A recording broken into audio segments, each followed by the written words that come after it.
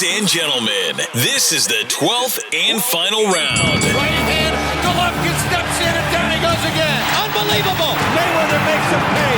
What a rookie mistake. A sensational left hook by De La Hoya. It's facts. I'm the best. You know what I mean? Sometimes I don't want to believe it myself, but it's the truth. I'm the best. I'm going to show you how great I am. From Southern California, this is the Last Round Podcast. MMA writer, reporter, and podcaster Ed Carbajal returns to the Last Round Boxing Podcast. Thank you for joining me once again, Ed. Welcome back. Thanks for having me. I know we did this kind of last minute, but it's funny that you reached out because when the Paramount deal got announced, I was thinking about it's been the same thing. It's been a while since we talked. So mentioning the Paramount deal, obviously, let's just dive right into that since that's the first topic you mentioned. You're the MMA guy. I've been meaning to get you on for a while, obviously, especially ever since UFC had announced their deal with Paramount, and people thought, Netflix was kind of dipping their toes, and did you, being engrossed in the MMA world like you are, did you expect Paramount as a bidder? No, that's why one thing I did say, I want to say it was like around International Fight Week, which is usually that first week of July, end of June or first week of July, because I thought we were going to hear something that weekend about a broadcast deal. And one thing I put out there was because after being swayed so many different ways by the UFC in all the years I've been covering the sport or watching the sport as a fan even, because you're never going to know anything, especially when it comes to UFC and their owners, TKO, Endeavor, all those people. We're not going to know whatever we think. We're not going to know until they tell us. I was like you. I was like everybody. They had Netflix executives sitting cage side for events leading up to the announcement. Everybody thought, with especially with the TKO property and WWE being part of that, having them setting up deals with Netflix, then coming to UFC events, and you see all these wrestlers. Obviously, the owners are under the same umbrella, but that doesn't mean the broadcast people are. The Paramount thing came out of left field. I want to shout out, actually, I started following them. There's a Fight Opinion and a guy that kind of calls himself Blake Axelrod or whatever, kind of based on the Billions character. Those are the only two people that in the MMA space that were saying Paramount the whole time, while everybody was like, "No, you don't know what you're talking about. It's Netflix," and it turned out to be Paramount. Those two guys, I know the one guy that uses the Billions character profile is like an executive in that business, so he's got inside knowledge or whatever. But yeah, I didn't see, nobody saw Paramount Plus coming, but since those used to be the owner of Bellator. When I heard that news that Monday morning when it came out, I felt like a dark cloud being removed over the MMA space, because the ESPN era of the UFC has been my least favorite era.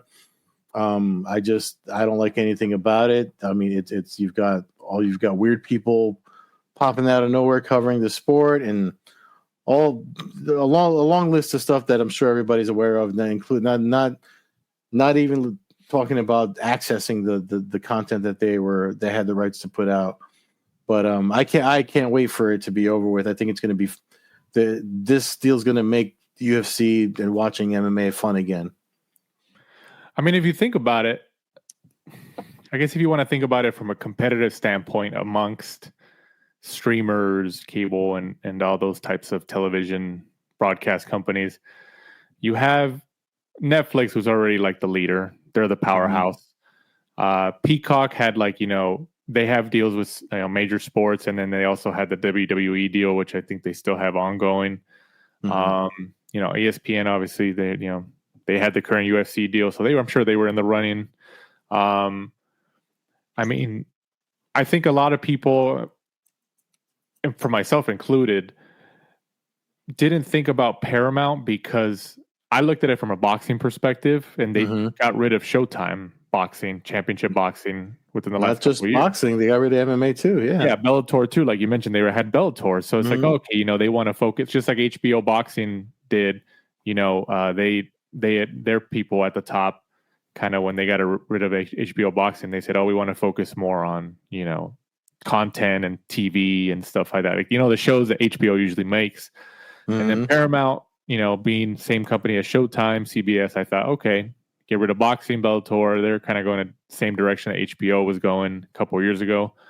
But Paramount, I mean, if you had to rate it, is Paramount, before the deal was announced, would you say Paramount was, maybe on the lower end of the totem pole in terms of streamers? From my point of view, I was just kind of like, if you look at the business side of what Paramount has done in the last, when you look at 2023, the last quarter of 2023, and then all of 2024, and now, including now this year, when you look at the stuff they've done, they got rid of the Showtime app. They, like you said, they got rid of boxing. We know they got rid of Bellator. They just started kind of consolidating everything. When the fall of Bellator happened, and Matt and I talked about it on the podcast I do, I likened it to the Coast to Coast Combat Hour. Yeah. Give it, and plug it, man. Plug it. That's our podcast, Coast to Coast Combat Hour. And I likened it to there's a guy, if you look at I don't know if anybody remembers Sunbeam Foods. It was a company that they made a lot of cakes and stuff. You probably saw it in the grocery store a lot when you were younger. But there's a guy named Al Dunlap who earned the nickname Chainsaw. They called him Al Chainsaw Dunlap, and his way of saving the company money was just by firing and laying off everybody in this place, just so that they could collect the money they were saving by not having to pay these people and call it revenue. And that's pretty much what was happening 2023, 2024, from my perspective. And then because that Bob Backish guy took over for Kevin Kay at Paramount, for their broadcast stuff. And Kevin Kay was a guy that helped the Ultimate Fighter launch, Spike TV, all of that. Bellator's, frequent schedule and the fact that they were, like, at the time the number 2 to the UFC, that was a guy that liked MMA, and he was gone, and this Bob Backish guy took over who was just absolutely a nightmare. That's why we lost boxing, we lost MMA, and anything that was fun that was under the Paramount, CBS, Viacom umbrella. They changed their name. Like, under him, they changed their name from Viacom to Paramount, CBS, God knows what else. And now he's gone. So it's a clean slate over there. And it looks like, from my perspective, it looks like they're seeing what they lost, because you need live sports. Anyone streaming something needs live sports, and you had that.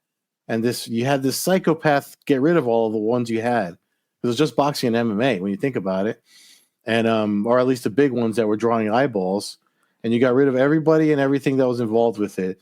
So I feel like now that there's a lot of fresh faces. I forget the names of the group that took over. Is it Skydance or Sky? I forget what Paramount. Something like that. Yeah. Who was Paramount? Now it's slipping my mind. I know it. I should know it. I just wrote pieces on it and everything, but it's late over here in Jersey. But yeah. So it's like whoever took over now is saying, why? In my point of view, they're saying, why the fuck did we do that? And we need to fix this. So, and I know the Mark Shapiro and Ari Emanuel, whatever the name of the group is that's now with Paramount, they're friendly with the people that run that over there, and that kind of paved the way. I know when Dana White talked about it, he said it happened within like 72 hours or 4 days from when the announcement came official. And I like it, man. It means they're going to be in town a lot in my neck of the woods. Their headquarters are right down in New York City, and I would imagine this November when the UFC is there, a lot of the Paramount executives they're going to be in business with are going to do a lot more than was ever done previously. It'll be like the Fox Sports era, but with Paramount, and hopefully I can get in that building again. I was in that building a lot for Bellator stuff, and I just hope it opens the gate for more opportunity and more people like myself that want to cover the sport for the sport, not to put eyeballs on there's a lot of characters covering combat sports now. Absolutely. Do you look at it as all these streamers, and one way or another, especially the last couple of years, have made bids to HBO Max or whatever you want to call it, Time Warner or whatever that they are now. They picked up AEW, which is people look at it as like a live entertainment sport. Peacock had they still have, I think, an ongoing deal with WWE, I think until the end of the year or something like that. Now Netflix picked them up. Live content, especially live sports, is what's king right now. But Paramount, I mean, I know they had some sports, international soccer or international football for our listeners across the pond. But they didn't have anything, especially in the United States, which was obviously their primary market. So do you think that's how they looked at it? Like, hey, we need an anchor like content to put on our platform. And that's why they kind of made a big push for UFC. I do think that they saw a void that they wanted to fill. I wonder, nobody's talked about it. This is just my own speculation, because the only MMA they did have on the CBS Sports platform was Invicta FC, which is the all-female league, but run by Shannon Knapp. That used to be on UFC Fight Pass. Most of the high-profile female fighters that have gone to the UFC have fought through the Invicta ranks. So I'm wondering if they saw something on their end for numbers that said let's go all in with the UFC. But I also thought it was very interesting, which is factual, that when they made the announcement, the real bosses of the UFC, Dana White's like a brand ambassador. The guys that actually run UFC, WWE, PBR, all that, it's Mark Shapiro and Ari Emanuel. Yeah. And when they were doing their announcement, Ari said something that I've always noticed, especially with the ESPN, how ESPN Plus ballooned into a mega app. It's when they had the UFC content. When they went from Fox Sports to ESPN Plus, a lot of people that I know personally, just in my personal life, everybody was grabbing up just so they could watch every Saturday. They have fights to watch. And then Emmanuel said something. He gave numbers out and how they kept numbering from when they went from Fox Sports to the ESPN and from the days of Spike to Fox Sports, ESPN. And he said, the next year when we go, he's like, our fans move, our numbers go with us. And once they bring people attention to it, then more people want to watch. And that seems to be the snowball that's been happening with that brand. And especially now with working with the folks at Endeavor, they know how to grab eyeballs for everything that people want to see. So don't be surprised if your friends and family start seeing that they're watching more Paramount Plus because they probably know someone that's a UFC fan, No, that totally makes sense. Yeah. What you mentioned like Ari Emanuel, Mark Shapiro. So obviously they're the head honchos over there, Endeavor, head of Endeavor. But how much influence do you think guys like, obviously Dana White has a lot of influence at UFC, they left him there for a reason. They know he knows what he's doing, but I'm asking because I've seen guys, like the president of WWE right now, Nick Khan, who was a sports agent for a long time. He was like a television agent and, out here in Los Angeles. And he's obviously with WWE, but he's been seen at a lot of press conferences with TKO and just next to Mark Shapiro and Ari Emanuel, especially in the boxing space that they're jumping into. I mean, how much influence do you think Dana White and like guys like Nick Khan really have?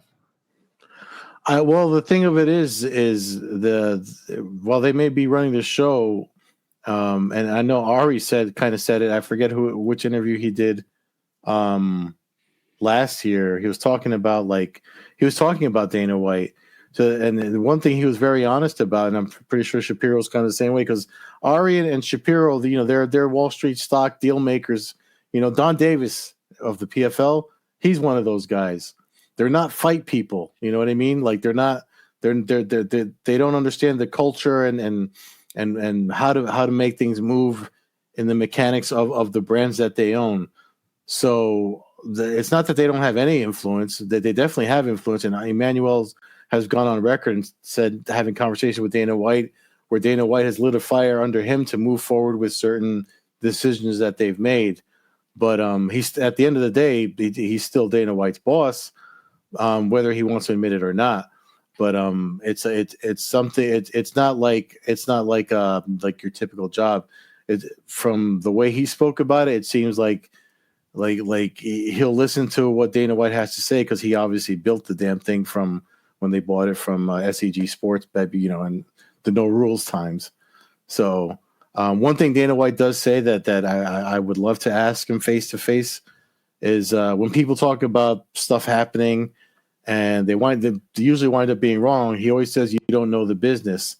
And like, I would love for him to tell someone like me, okay, you're right, I don't know the business. How do I learn about it the right way? Because whatever they're doing, there's obviously working, You don't go from $4 billion to $7 billion. You know what I mean? The money just keeps going up in the billions. Nobody can say that. Do you think if you had a chance to ask him a question like that, do you think he would give you an honest answer, like a peek behind the curtain? I don't know if he would, and I feel like it's probably something he can't answer. It's like I always got to relate it to like when I've been doing martial arts 30 almost 40 years now, and when people ask me about like the same, like how do you do X, Y, and Z, and it's hard it's hard to explain, because it's something you kind of just figure out over time as things happen to you, like certain techniques or movements and reaction. You know what I mean? And I feel like because it's the business of the fight business, the business of martial arts, I feel like whatever it is that he gets the sense of or knows or puts attention on, it's because of whatever's happening around him and the energy. I think it's a more personal thing.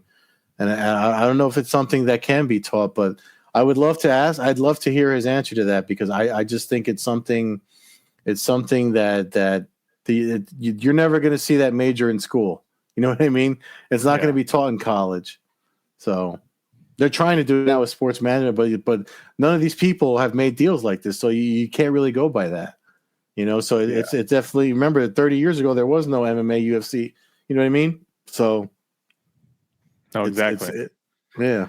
It's something you have to learn, like in the field, essentially. Mm-hmm. Like, hey, sink or swim. You can read about certain things in textbooks and classrooms, but there's some things that you're not going to learn in a classroom. You're going to have to learn out in outside life and in the thick of it. Yeah, I get it. What I think I saw, and you tell me if I'm wrong or not, but I think I saw after the UFC deal was announced with Paramount, within a week or maybe a couple of days or so of that announcement, there was some reports that there might be a boxing deal from the whole TKO Zuffa boxing also with Paramount. I mean, is there any validity to that from what you've heard on your side? I haven't seen anything lately, but I feel like as we near the end of this year, if we don't hear anything by November when they're in town, in Paramount's town, at the Garden, I feel like they're probably waiting to see how this thing goes with Crawford and Canelo, because the UFC is handling that. They're obviously going to go. They're going in on it, but this is the deal makers' time. This last quarter of the year. Yeah. So and it looks like there's a lot of other things going on that are up in the air. What's funny about the deal is, like, with these sports properties, they have their sports property and there's little pieces of it that they can still sell off to other people. Like Dana White's Contender Series is not part of that, or Looking for a Fight. That's not part of the Paramount deal. That can still air somewhere else. That can still stay on ESPN, and they can make more money on top of the $7.7 billion on that. You know what I mean? Yeah. So it looks like they have a lot. They have a lot of things to play with. It's just so crazy that to buy something that was only worth $2 million, in early 2000 when the Fertitta brothers and Dana White took it over, to have it turn into this thing that TKO bought or Endeavor bought and formed TKO with WWE, and have it to be this behemoth. It's just crazy. It's crazy. And this is, like you said yourself, there's WWE content on Tubi. Yeah. You know what I mean? And there's got to be some money being made off of that.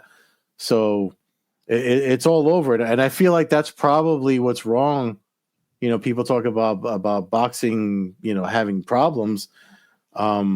If anything, they probably have a greed problem or a business or a marketing problem where they're not everybody's on the same page to want to distribute as much. It seems like there's always one person that wants to control everything. Right. I mean, what do you? Dana White has said in regards to the TKO boxing league or Zuffa boxing that, he's going to start it with like young fighters and kind of build them up. He doesn't want to like sign essentially current fighters or older fighters and stuff like that. I mean, I'm sure he wants to do that, but I mean, do you think that's viable? Do you think he's going to end up getting a couple guys that are already kind of established in boxing to be anchors and then kind of build up the lower guys under them? I don't know, man. It seems like they can pluck people out of that you've probably never heard of and turn them into something. They definitely have a formula that kind of works. And I feel like that's why they want to do that. The other reason they want to go for these guys that aren't really, well-known or whatever, is because the guys that are well-known will know they can flex the Ali Act during negotiations, and they'll bring that, and they want to, if TKO's already tried to have that amended to kind of curtail that and maybe change things to get these bigger names. But the marketing machine that is the UFC, I mean, you look at this Tackett guy, they just started UFC BJJ, which is their little jiu-jitsu league that they just started. There's been competitive jiu-jitsu stuff going on. You've got Subversive, you've got ADCC, CJI, which is the end of this month's Coast to Coast Combat Hours, is sponsoring one of the competitors, by the way, Michael Pixley's. Nice. And but if you see stuff like that, and they have been around for so long, but they have never been able to get the jump off. And here comes UFC BJJ. They've already had a couple of events, and it's already like a big brand thing, and they're signing all the top grapplers. So they have a recipe. So if they do it with boxing, I think it's good. It can be successful. I think they could probably get a lot of boxing fans over. I mean, I look at it as like, remember the Contender Series back in the day, the boxing. Yeah. Everybody was watching that, and nobody heard of those guys. Yeah. Nobody heard of those guys before that. Remember, though, they were like all unknowns. Yeah. Yeah, and a lot of those guys became staple boxers after that show was said and done. How many years now? We were talking about this just before we came on air here. When can you recall that Dana White first started mentioning dipping his toe into the boxing space and Zuffa boxing and all that? Because he was back and forth for quite a few years. At first, there was one day he'd be like, "Yeah, I'm looking into it. I'm getting in," and there was reports and rumors here and there, and then some time passed, and he was just like, "Nah, I'm out." He's like, he was kind of back and forth, so that people just kind of figured, "Oh, okay, it's been years. He's not gonna do anything." When can you remember the first time he like legitimately mentioned it, where you thought he was serious? I mean, I never thought he would even try to mess with it. There was a point when I never thought he would even try to mess with to step his toe in those waters, because there was a time when if there was a big boxing pay-per-view the UFC wouldn't even put an event on that night. Now it almost seems like it's the other way around. So, and like you said, he's always been he comes from the world of boxing, so it's always like it's weird because I feel like maybe he didn't want anything to do with it way back when he still had hair. You know what I mean? Like way back when. And then after the something happened with because remember, he never wanted the McGregor Mayweather thing either in 2017. Right. And after that, I remember I forget what late show he was on, but when he said he was talking with people about it, he said, I'll never forget the quote because it's stuck in my head ever since. He said whoever was the people he was talking to told him it's too lucrative not to do it. I remember that. And that's the thing that stuck with me, because when you hear that, and this is again for all the people that and I'll get hate from the MMA people for this, but for all you dickheads that keep saying boxing, I mean, I'm old. Boxing's been around longer than the sport of MMA, long time. If boxing was in trouble and not a viable option for people to go to, you wouldn't have all these MMA fighters trying to box. The money's still better there. If boxing was dying, there would not be any those purses wouldn't be there. You know what I mean? So it's something that I think boxing has been boxing seniority will always make it profitable at some point, that even if you try to steer away from it, you know what I mean? You know what I mean? Because like I was the MMA guy, and I've covered boxing events when you and I were working together back in I forget what that was for. When you put me on I can't even remember the Barclays. I remember it was a Barclays event. Wasn't it Errol Spence? Yes. Right? Yes. It was Spence and the guy that did some kickboxing. I forget his name. Yeah. But Sean Cunningham was there. That's why, because I sat with him and I had a great conversation. I'll never forget. We talked about other stuff other than boxing, but USS Cunningham. I was just like, man, I was just like, but again, like it's always, and not even after that, even at Front Proof Media, I had to take the helm when there was stuff going on in Barclays, and then even if you're in the fight business and you cover the fight business, you're going to be drawn to. I fucking went to I know we're going to talk about it. I went to Paul Tyson's thing at Fanatics last summer at the press conference they had here in the Javits Center. So if boxing was dead, then why the hell am I getting work for the events? Exactly. Yeah. I mean, the MMA guy gets boxing event work. So exactly. Well, you are in a huge international market over there in New York, so that definitely helps. I'm sure if you were in another place in the United States besides the coastal areas, you wouldn't have the opportunity. So you're over there, so we're like, hey, you want to go to this? Yeah, let's go. For TKO, I mean, what do you, in terms of the, people talk about the pay, because I'm going back to, you said Dana White's quote about too lucrative not to. Mm-hmm. And then there's been, criticism over the years that boxing was its own worst enemy with fighter pay. It was just, fighters were overpaid. There was criticism in that. And, it's just, that all these networks and streamers and all that over the last 10, 15 years just all got out. I feel like boxing's kind of dipped their toes with all these different type of broadcasters, and they've all kind of backed off. Like, hey, we're not making a profit here. We're going to get out, especially when HBO got out and then Showtime got out a couple of years ago. Mm-hmm. I mean, what do you, from your perspective in the MMA world, like what's the balance between fighter pay? Because, people criticize Dana White and the UFC saying the fighters over there don't get paid enough. And then there's criticism over here on the boxing side. There's people who say, oh, the fighters get paid what they're worth, like a Canelo Alvarez or, those guys who bring in top heavy, they're the top heavy of the event. They bring in the money. But then there's also people who say like, yeah, but like, do you really need to get paid, $50 million or $30 million? Like, we need the sport to sustain itself. I mean, what do you think about what's the balance in fighter pay to sustain a sport? It's weird, man, because like everybody wants the fighters to get paid, especially if you see the ups and downs that they go through, time away from their families, on top of what they put their bodies through over years of a career. Everybody wants them to see them not just get paid, but make sure that something's there for them to be taken care of after the fact. And it just seems like, you even have fighters that they're regardless of the combat sport, There's people that say it's okay because it's the fighter is willing to do it. It then let him do it type of attitude. But then on the other end, you have people saying no. There's other things that need to happen.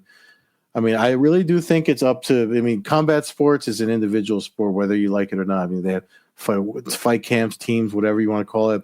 At the end of the night, whether it's boxing, MMA, grappling events, kickboxing, it's one man versus another man. It's two individuals facing off so that one could walk out with as the winner. And I think it's up to the individual. I think how the athlete decides to do with the money they do make, that they're okay with making, if they sign a contract to fight for whatever the purse is, what they do with that after the fact, after their expenses and everything, I think it matters how they handle it in the long run. I come from the era of watching a lot of great boxers in their senior years or in their 40s and 50s be almost destitute, which is not cool to see. It's happening with the MMA fighters now. But then you have fighters that I just spoke with for Spectation Sports, one of my gigs for covering the sport. It's a streaming network. We streamed an event last weekend. I spoke with a young fighter named Gage Morset. He's 28 years old. He's in the prime of his career. When I asked him about his future, the first thing he said to me was, "I don't need the money," because he's got his own gym and a little facility down there. Like if he stops fighting, he's going to be okay.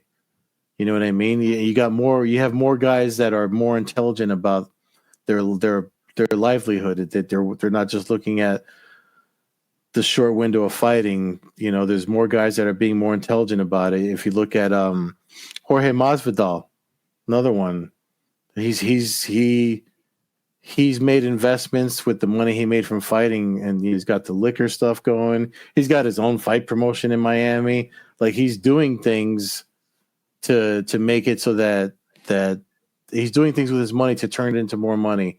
And I mean, that could be said for anything in life, but I think it's up to the individual athlete and how they manage their own fight. If you're going out and you're buying, rings and an entourage and all that bullshit, you're wasting your money. And you're going to need to fight again soon. If you got a wall full of sneakers, you know what I mean? And you're not doing anything to build a future for yourself. I really do think it's up to the individual fighter and how they manage their money and themselves, and how if they want to make money in the sport, they have to kind of learn how to sell themselves for more fights, but do smart things with the money too. Could you ever see a union being formed? Like, I say that because you think about TKO being the owner of now WWE, and I remember in the 80s and even the 70s and all that, and over time, but especially during those times, there was like stories about pro wrestlers in that era talking about unionizing, and then the head honcho at the time, Vince McMahon, was like trying to fight it, and this and that. Could you ever see that happening in boxing or I mean, MMA going forward, in the next 20, 30, 40 years? Well, it's funny because it's been attempted many times already, especially in the last 10 years. I can't believe I'm forgetting the name of the most recent one. I mean, they've taken pictures, and they've got Bjorn Rebney, the guy he was the head of one, the guy that created Bellator. And there's people that signed on, but the thing of it is, again, because it's an individual sport, individual combatants, individual athletes. It's hard to get everybody on the same page because eventually they're all going to fight each other. Yeah. So when deals come for one that are better than the other, it's hard to get people to unify when some offers are sweeter than others. I mean, if you look at Jesus, I forget. It was just in the news. Again, I can't believe I'm forgetting it. It's late over here in Jersey, so names are slipping my mind. But with the class action lawsuit that just paid out for the MMA fighters, there's guys that didn't take the money. Yeah, and I forget whoever it was just recently made big news explaining why he didn't take the money. It was just, to me, stuff like that is going to be why you're never going to get union in combat sports, because there's some people get treated better than others. That's just the plain truth of it. You know, like what Tony Ferguson called it Dana White privilege in the UFC because he felt other fighters were being treated better than him, and it wouldn't be untrue if we didn't see it happen with our own eyes. Right. No, yeah. Because Mike and I had talked about on past episodes over the years about that topic, but I think Mike has said when we've kind of riffed back and forth about it, said something similar to you. It's just like, there's a lot of individual treatment in combat sports like that, and especially boxing. Sometimes the others are going to be like, hey, I got a good deal. Like the reason I related it to professional wrestling, like in the 80s and stuff. And, cause I remember, with Hulk Hogan passing away recently, I was watching old videos and stuff of him and interviews. And there was an interview he did, years ago where he said that, I think he admitted to telling Vince McMahon that like, Jesse the Body Ventura, who was a, professional wrestler at that time, was trying to unionize. And then Ventura has also said that in interviews, what I've seen over the years, saying, hey, I was told that Hulk Hogan, told Vince McMahon about me wanting to unionize and all that. And yeah. So, I get it, but that kind of goes to your point is like Hulk Hogan at that point, especially, was the guy. He was the one making all the money. So he's like, hey, I'm going to tell the boss, like, hey, they want to unionize. They're talking about unionizing over there. Well, why would I ruin this for myself? Yeah. Yeah. It's like exactly like you said, like it's an individual sport in a way. It's not a team sport, you have teams, but like the guy who's making the money is the fighter. Yeah. So, I think that's always going to be the biggest factor behind any type of unionizing behavior. It's a very individualized sport in both MMA and boxing, right? Yeah, man. It's up to the individual how. Donald Cerrone was on board with the organization that Bjorn Rebney started, and then he wasn't. Yeah, So it's like you can get people to flip just like that. So that's why I don't think you're going to see a union happen in combat sports anytime soon. A lot of times they try to compare or say that they want to try to get to the NFL level of baseball or NFL, but those are team sports. It's not going to happen. It's not going to. They're all like everybody likes to throw out. They're all independent contractors, know. So they all work out their own deals. Hopefully, they can work out their own deals. You mentioned Jake Paul earlier. I think your new favorite fighter. I'm sure you saw, but there was a recent announcement from Netflix and Jake Paul and all those people associated with that he was going to be fighting Gervonta Tank Davis in Atlanta. I believe in November, sometime in the latter half of the year on Netflix. What's your take on Jake Paul? He's fought some MMA guys in his boxing career so far. He's fought some boxing guys. He's fought some. I guess Mike Tyson, if you want to call him a boxing guy, but just older guy. He's fought some celebrity or just novelty fights and stuff like that. What's your take on the guy? Because I'm asking because I think I've come to take the guy more seriously over time. Because at first I was like, he's just kind of dipping his toe. His brother kind of dipped his toe first with the Mayweather fights and all that. He's just kind of dipping his toe to get some paydays, which I was like, yeah, whatever, it is what it is. But then he kind of started fighting, some MMA guys who, they're MMA fighters, but it was like, they could still fight, and then he fought Tommy Fury. Even though he lost that fight, I was like, okay, this is a pretty big step up for somebody with his skill set. But then he goes and he fights Chavez Jr., which people thought, oh, that might be interesting. But Chavez Jr., I don't know how he lost that fight. But then, then he goes and makes this fight with Gervonta Tank Davis, who's, 70 pounds lighter than him or whatever. How do we, how do we categorize somebody like Jake Paul? Should we just accept that he's going to be the guy who just wants to make big box office events for people like Netflix? Yeah, and I mean, there's something about he's got a knack for. I mean, if there is a Netflix little like documentary on him called like Jake Paul Problem Child or whatever, where they kind of talk about his past, and him and his brother seem to have always had a knack of finding something that's going to make them money and then going all in on it to the point that they max it out and they'll move on to something else. And right now he's young enough, his body can handle the boxing, so he's doing the boxing. I don't disrespect anybody's hustle when they're putting in, because he is putting hours in the training room, and he's got other boxers giving him a lot of respect that have sparred with him.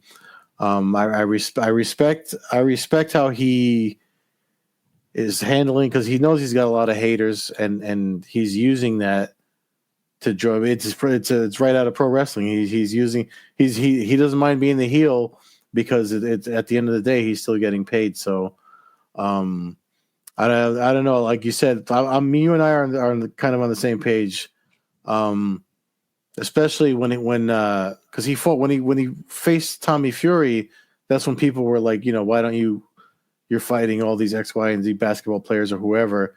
Why don't you fight a real boxer? And then he did. He fought Tommy Fury. And then when he was supposed to fight, who was the guy, Raheem? And they were supposed to fight in the Garden that no-showed. Damn. Yeah, I know. It'll come to me. But yeah. Yeah. So I remember that, because that's when I was kind of like he was ready. This was somebody that had the kind of similar amount of experience, weight class and everything. And the guy did exactly like Jake Paul kept saying everything that was wrong with boxing.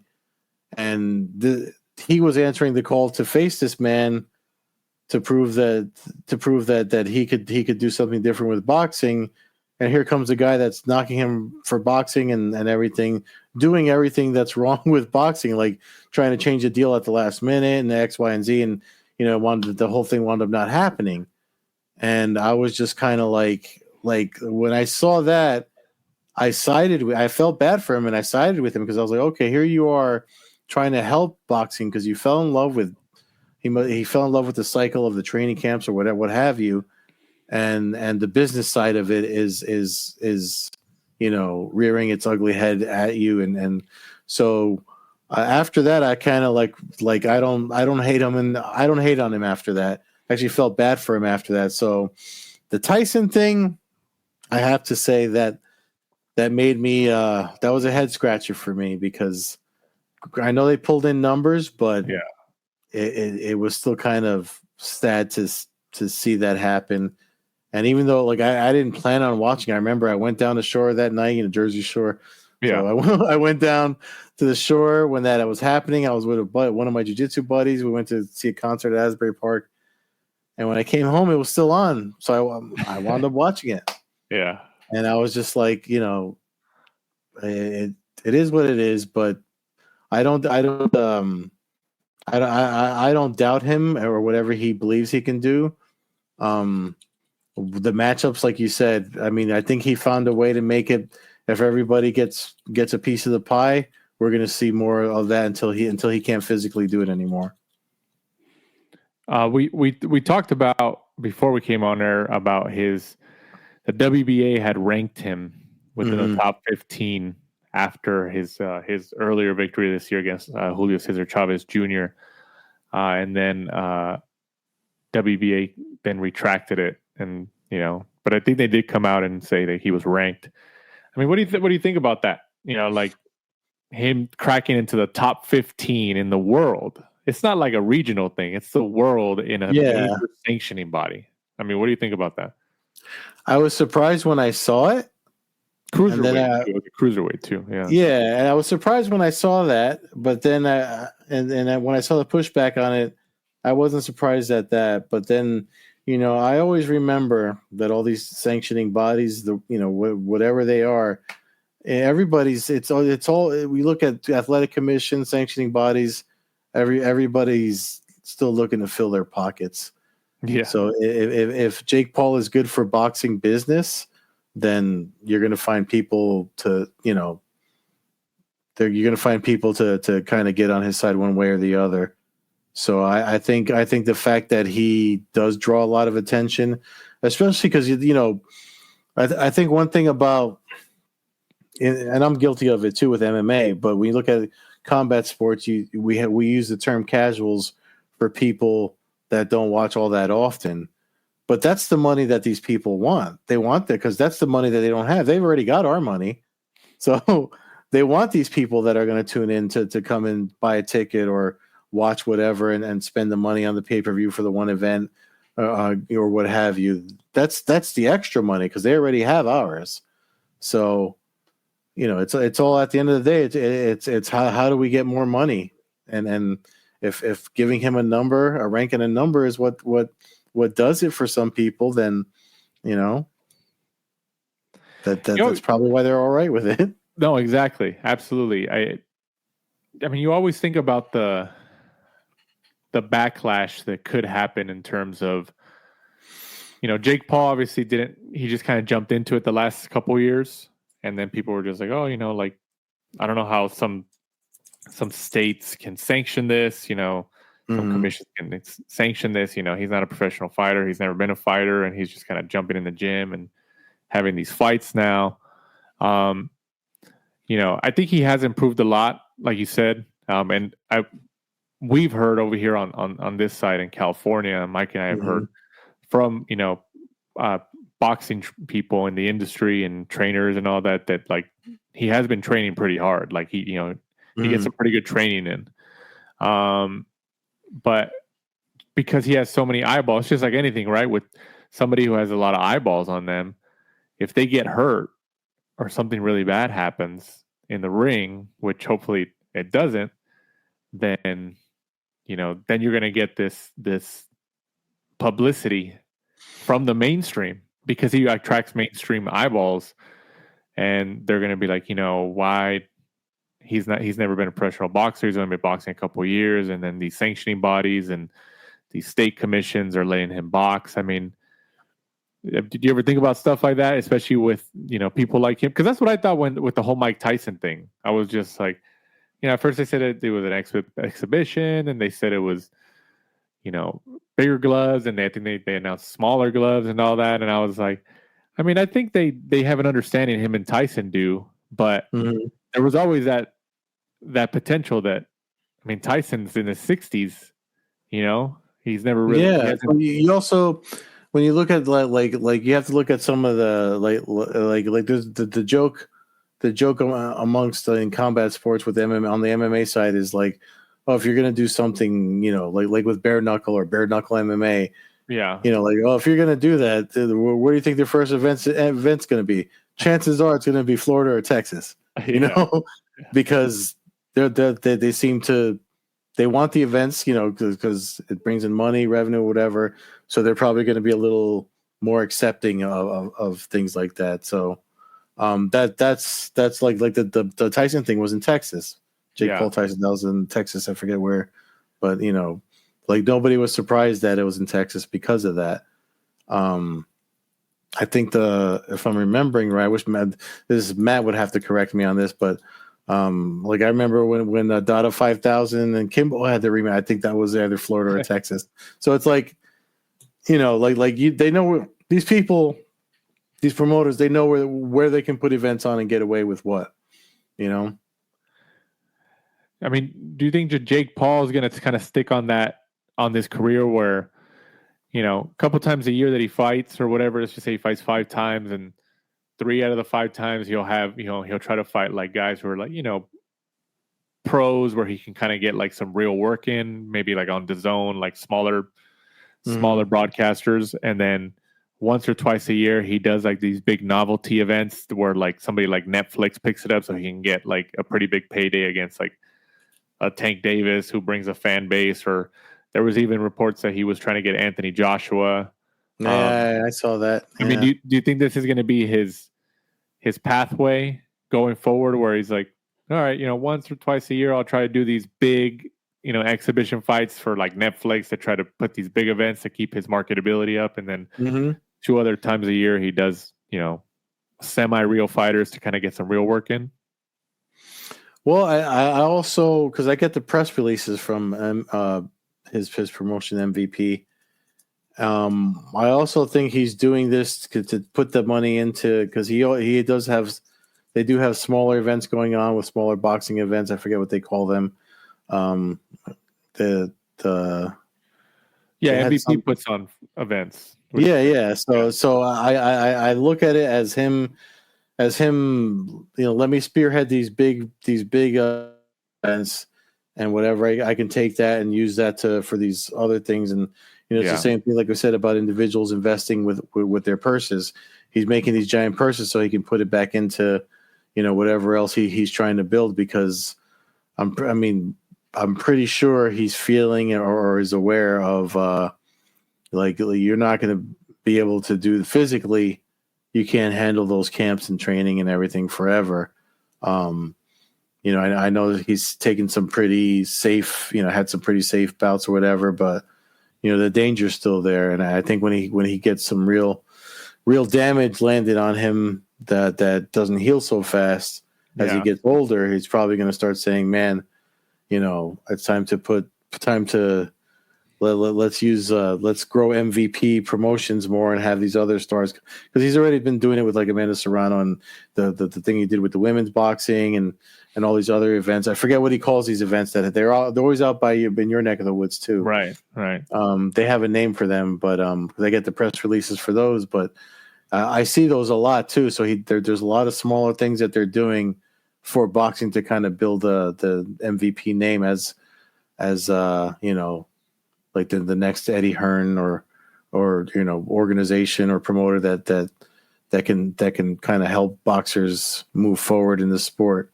Because he does, whether you want to love him or hate him, he obviously fell in love with boxing. Otherwise, he wouldn't keep doing it professionally. Right. What's your take on Canelo versus Crawford? Obviously this is the first announced, the first announced boxing event that like UFC and TKO are kind of going to spearhead in terms of event marketing and kind of handling. And then, they recently announced like their fight night team, which is a mix of some boxing announcers and commentators. Kellerman and John Anik and Yeah. I mean, what's your take on the whole event and especially the fight night team? The team, I honestly don't. It doesn't matter to me. I mean, I think I like John Anik. I think John Anik can call anything.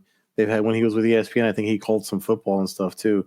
The guy's got a great voice and a great eye, and he's a pro.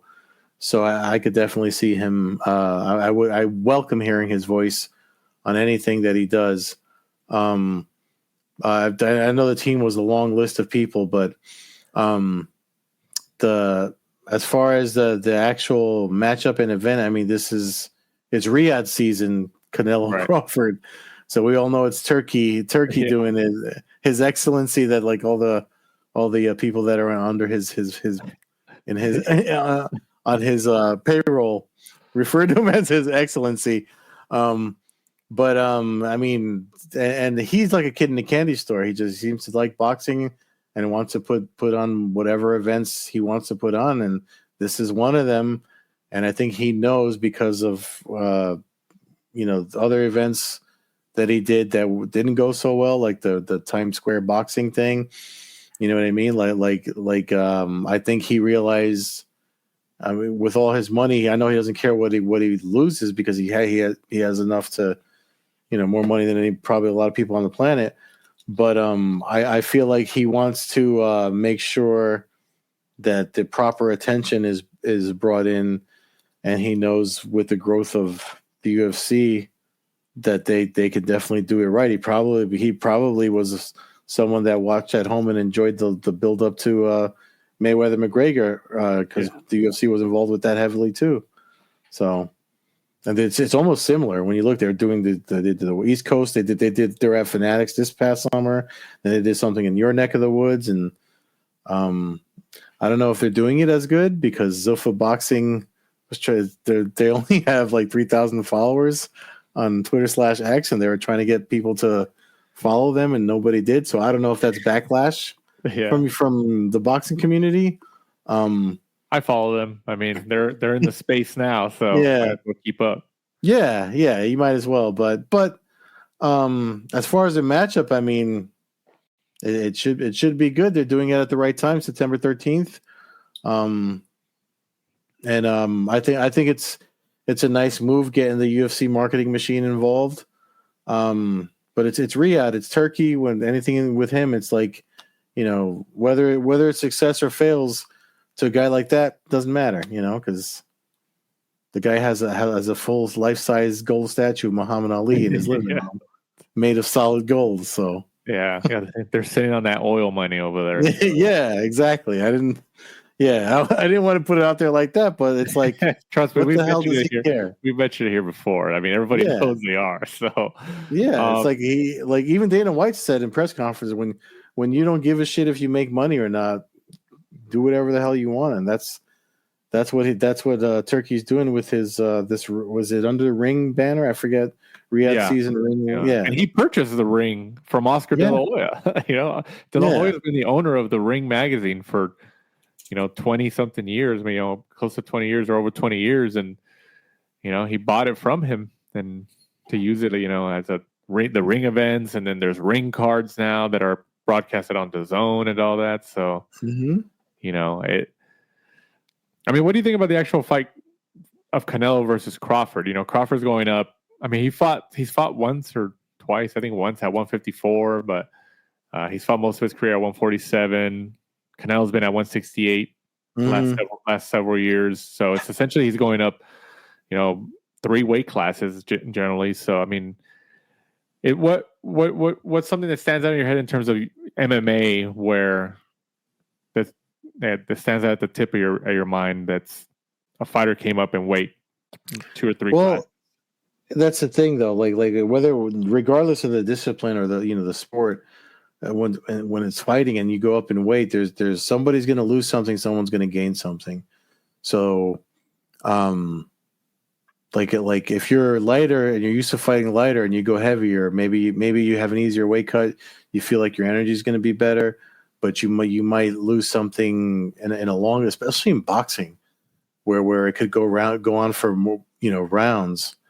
More than it's 5-minute rounds in MMA, but like when something goes the distance, you're going to feel that in your cardio, in your chest and your lungs, because you're carrying that extra weight and having to move around and stuff like that. Then that's when that's how you know what your true weight class is. I mean, there's people that go up and down all the time, but I feel like whoever's comfortable at whatever weight class you're fighting at, that's the person that has the edge, regardless of MMA boxing. I think that's the person that has the edge. And even if they're someone who's training and thinks that they can handle the extra poundage, it's all different on fight night, because that's when the real hits come. It's not the same as sparring.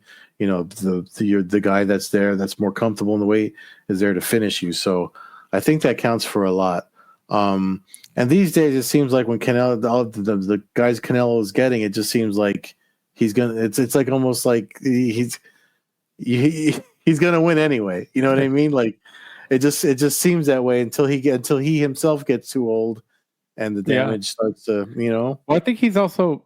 I don't think by his own doing, but he's just a victim of the times in terms of he's one of the only guys, if not the only guy, whose career has spanned multiple eras. Mm-hmm. So. He was young enough to be in there with Miguel Cotto, Sugar Shane Mosley, obviously Mayweather, and guys like that. And then he went into the subsequent eras where he's now the older guy, but he's still the top dog and the moneymaker, and there's younger guys behind him. So he's kind of like he's literally fought all the biggest names over the last several years. Yeah. So it's like people complain about his level of opposition, but it's just kind of like, well, he's kind of went through the list, like who else is there? Yeah. And that's kind of like, well, when I hear a Canelo announcement, that's my reaction. It's like, like I see the other name on the other side, and I'm like, okay, but like I guess because there's no one else left, you know, like that's that's my reaction to most of it. His most recent, like the last few times, that's like I haven't had a buzz for it, you know. Yeah, but I think Crawford, you know, same thing with Crawford. I mean, Crawford hasn't had like the big fights. Spence was a huge fight for him, obviously, but Crawford's older too. I think he's a little older than Canelo by a little bit. But also Crawford doesn't have the names in and around his weight class to make Canelo money, you know? Mm-hmm. So he saw an opportunity, and Crawford's already made really good money over his career. And he's like, okay, you know, why not go up 3 weight classes and fight the cash cow in the whole sport, you know? I mean, it is a business. Yeah. You know? But yeah, plus, I mean, there's definitely something that when you see somebody that these guys at this level, the level of that they are, you know, I'm pretty sure Crawford, you know, one of them says, I know he's supposed to be good, but I want to see how, you know what I mean? Because they are competitors too. That's the other thing, you know, when we're talking about fighter pay and stuff, there's other guys that the money, like when I mentioned Gage, I mean, yeah, money matters to him, but he also wants to see how good am I really, you know, like there's something gladiatorial in these guys and the people, these athletes that do these combat sports. That's what separates them from the hobbyists. You know, they're like, let me see how far I can do this, you know, or how far I can take this. So before we cross the finish line here on this episode, Ed, I'm gonna put you on the spot for this topic. Who do you got in September, Canelo or Crawford, and how does it end? I honestly, I think I'm obviously going to say Canelo, but I think it goes the distance. I think it goes to a decision for him, just because, again, I mean, these, you know, you're talking about some of the best boxers that are competing right now, and from what I'm talking about the weight classes and moving up, I feel like if Canelo can't you know stop him, he's just gonna outpoint him and kind of like exhaust him towards the end of to make it go to the end. Yeah, no, I completely see that point.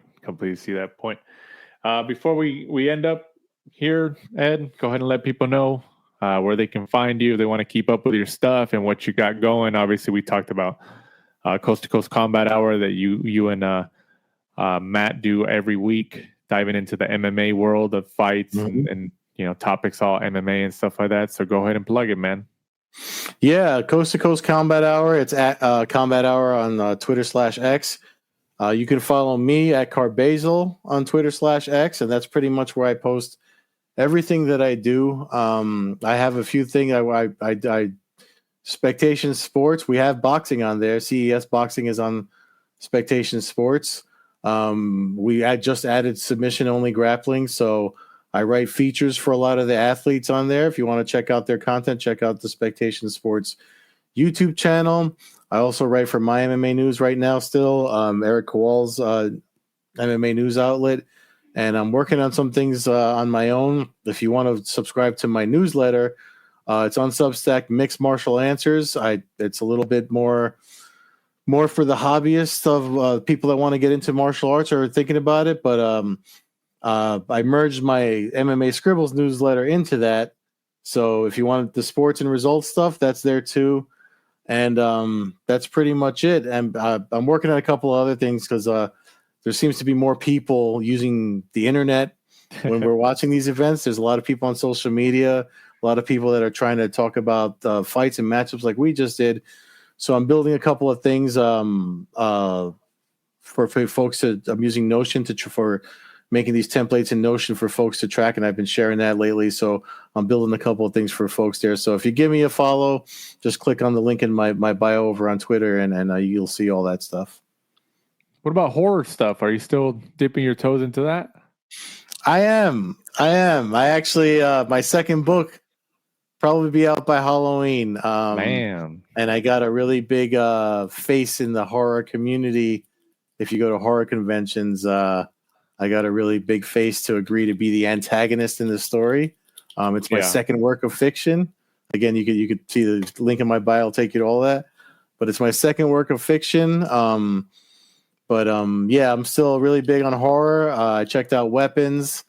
Horror is making a big comeback this year. If you haven't seen any stuff like, between Sinners and Weapons and all the other stuff that's been out lately, you're not going to find much more original storytelling than you can in a horror film. Absolutely, yeah. I saw Weapons too. Yeah, I liked it, man. I don't know. I hope you did too, but I was a fan. I did. I thought it was fun. I thought that guy might be my new favorite filmmaker. Yeah. It was a fun movie, man. It was original too. I mean, I don't know if it's based on a book, but it was a cool plot. So I was a fan. Go check him out, guys. Go check him out. As he mentioned, all those locations you can find him at. You can find him at Carbajal. I don't want to list them all again for you guys. He just lists them all the spaces. But if, like he said, if you follow him on X at Carbajal, you can find all his stuff there. He has his links set up right there in his bio. You can follow him up, especially you MMA people or anybody interested in MMA world, UFC, and all that. He's your guy, man. He's your guy. There's not too many people who know more about that sport and that world than Ed over here. So we really appreciate him coming on again. You can follow us at The Last Round 12 on Instagram and X. I'm starting to get used to calling it X now, so I'm pretty consistent on that. As I mentioned, follow us on X and Instagram at The Last Round 12. And for our guest of the week, once again, in Ed Carbajal, follow him at Carbajal. For my co-host, Michael Shepard, I'm Danny Z. This is The Last Round. Thanks for supporting and listening to the show. Follow us at The Last Round 12 on social media. Rate, review, and subscribe. This is The Last Round Podcast.